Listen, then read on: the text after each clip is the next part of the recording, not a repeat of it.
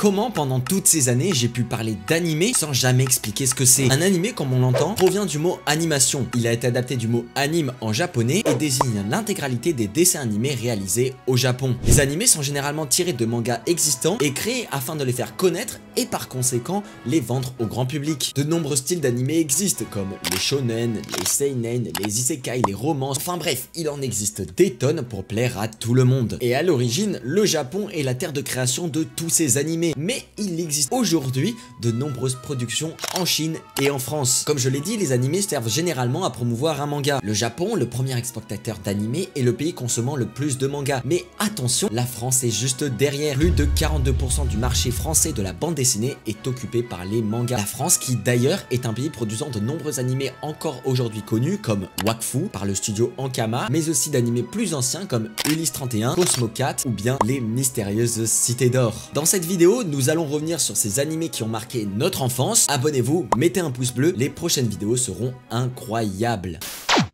En France, l'animé qui a permis au genre de se faire connaître sur tout le territoire, faisant l'unanimité, c'est Goldorak.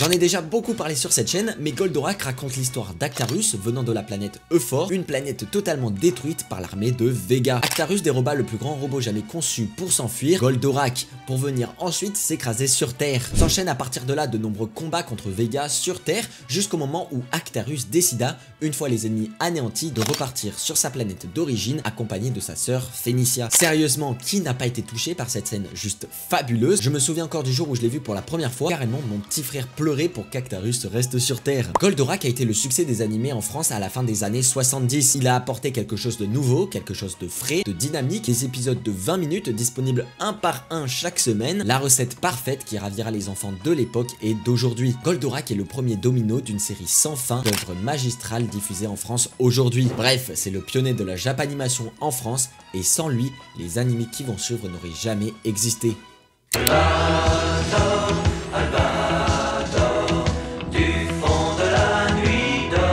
Qui n'a jamais entendu ce générique juste merveilleux? L'histoire se passe en 2977 dans un monde où la population vivant sur Terre est richissime. En effet, les Terriens ont envoyé des robots dans l'espace afin d'exploiter l'entièreté des ressources des autres planètes. Mais malheureusement, les dirigeants de la Terre, à l'aide d'une technologie très poussée, bloquent l'entièreté des réflexions des hommes tout en leur enlevant leur esprit critique, en leur faisant croire qu'ils sont constamment heureux. Un jour, une mystérieuse sphère noire va venir s'écraser sur Terre accompagnée d'extraterrestres nommés les Sylvidres. Leur objectif est simple, conquérir la Terre et leur richesse. Mais malheureusement, le gouvernement se trouve dans l'incapacité de réagir. Alors, seul un seul homme, Albator, muni de son vaisseau pirate l'Atlantis et de son équipage, décide de les combattre. Voilà ce qu'est l'histoire d'Albator. Cet animé est marquant. Déjà, son vaisseau spatial est juste incroyable, il est magnifique. Et puis, pour l'époque, l'histoire est vraiment travaillée. Elle pousse sincèrement à la réflexion sur le fait de conditionner les hommes dans un certain espace. Et je trouve ce synopsis juste incroyable. Sans oublier la magnifique voix française d'Albator, le grand, le magnifique Richard Darbois, à l'origine d'innombrables personnages comme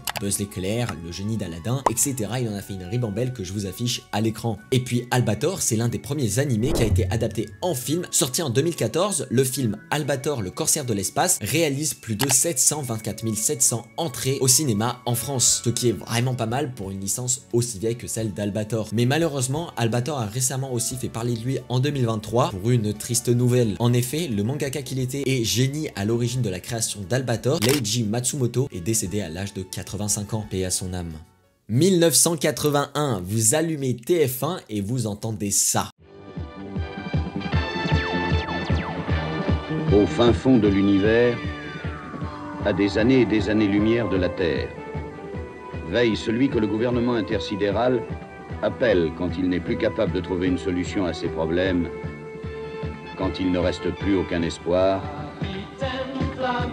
Le capitaine Flamme. Je pense que c'est l'un des génériques des animés des années 80 que tout le monde a déjà entendu au moins une fois dans sa vie. Il est marquant, il est entêtant, il est repris de partout, il est juste inoubliable. Car à l'époque, les génériques des animés étaient tous doublés. Goldorak, Albator, Capitaine Flamme, Tom Sawyer ou bien même Les Cités d'Or, l'entièreté des génériques des dessins animés de l'époque avait droit à leur version française. Alors même si cela aujourd'hui semble tout simplement inimaginable, le fait qu'un générique soit doublé en français, je trouve ça juste excellent. Sans oublier qu'aujourd'hui, en France, mais même aussi sorti à l'époque, nous avons énormément de chance que les animés que nous pouvons voir en France soient aussi quasiment tous doublés en français. Je sais pas si on s'en rend compte, mais la langue française c'est pas l'une des langues les plus parlées dans le monde, et pourtant on a le droit à autant de culture japonaise doublée en français. Je trouve ça juste incroyable. Tout à l'heure, j'ai évoqué les cités d'or, non? Alors je pense que le moment est venu de vous parler de l'animé qui a marqué toutes les générations.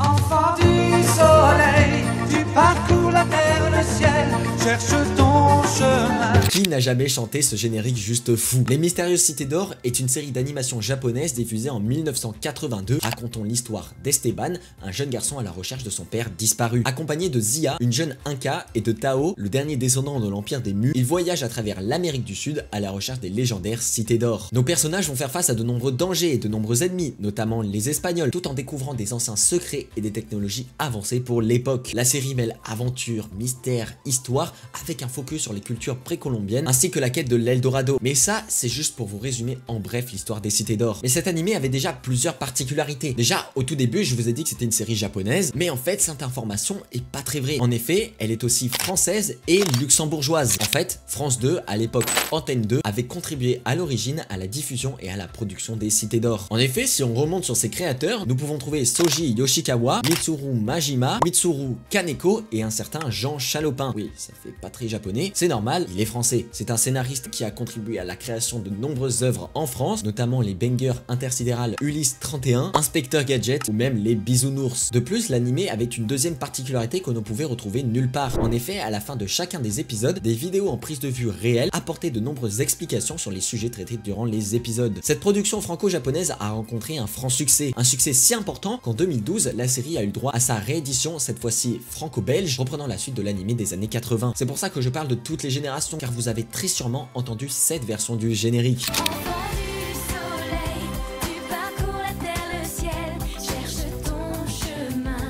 Cette suite, elle dure 3 saisons, racontant l'histoire de nos 3 compères découvrant le monde entier, allant de la Chine au Japon, en Inde et dans les pays du Moyen-Orient. Les Cités d'Or sont un animé incontournable que tout le monde, petit et grand, a connu.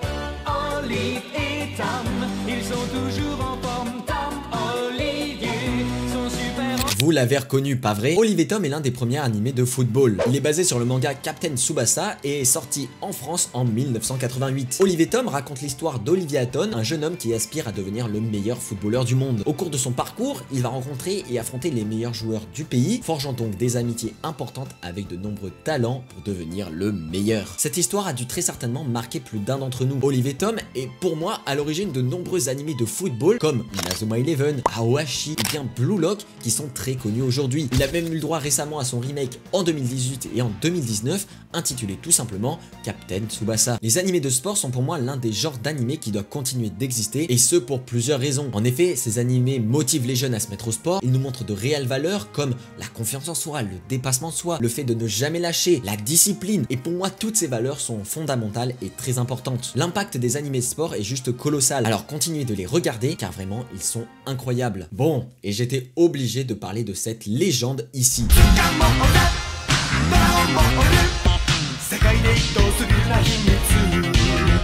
Dragon Ball, que dire de lui? C'est l'animé qui, pour moi, a fait connaître le genre à toutes les personnes nées entre 1995 et 2010. Genre, Dragon Ball, c'est clairement lui qui pose toutes les bases du shonen moderne. Un personnage faible qui évolue au fur et à mesure de l'histoire tout en acquérant de plus en plus de compétences. Oui, c'est ça le point de non-retour de la création de nombreux shonen. L'animé a été diffusé partout à la télé, encore aujourd'hui de nombreux épisodes sortent, mais là je vous parle juste de Dragon Ball, mais j'aurais pu parler de Naruto, One Piece, Bleach, et puis si vous voulez agrandir la liste des shonen plus actuels, comme MHA, Hunter x Hunter, Demon Slayer ou bien l'Attaque des Titans, même si vous savez que pour moi l'Attaque des Titans c'est bien plus qu'un shonen. Et j'en passe, enfin vraiment il y en a une tripotée. Dragon Ball pour moi c'est le commencement de tout. Dans le monde c'est plus de 260 millions d'exemplaires vendus, des centaines d'épisodes diffusés et des millions de fans au fil des années. Mais malheureusement l'histoire de Dragon Ball n'est pas toute rose. Récemment, le 8 mars 2024, Akira Toriyama, le papa de Dragon Ball, est décédé à l'âge de 68 ans. Cela a fait un gros bruit dans la communauté anime manga car c'est l'un des premiers mangaka aussi connus qui est décédé. Sans lui, vous n'aurez peut-être pas découvert votre animé préféré. Sans lui, ce type d'œuvre n'aurait jamais été aussi connu. Sans lui, vous ne seriez pas en train de mettre un pouce bleu à cette vidéo. Maintenant, abonnez-vous, mettez un pouce bleu et si vous voulez découvrir un animé qui a tout révolutionné, je vous invite à cliquer sur cette vidéo. Sur ce, c'était Nirox, bye.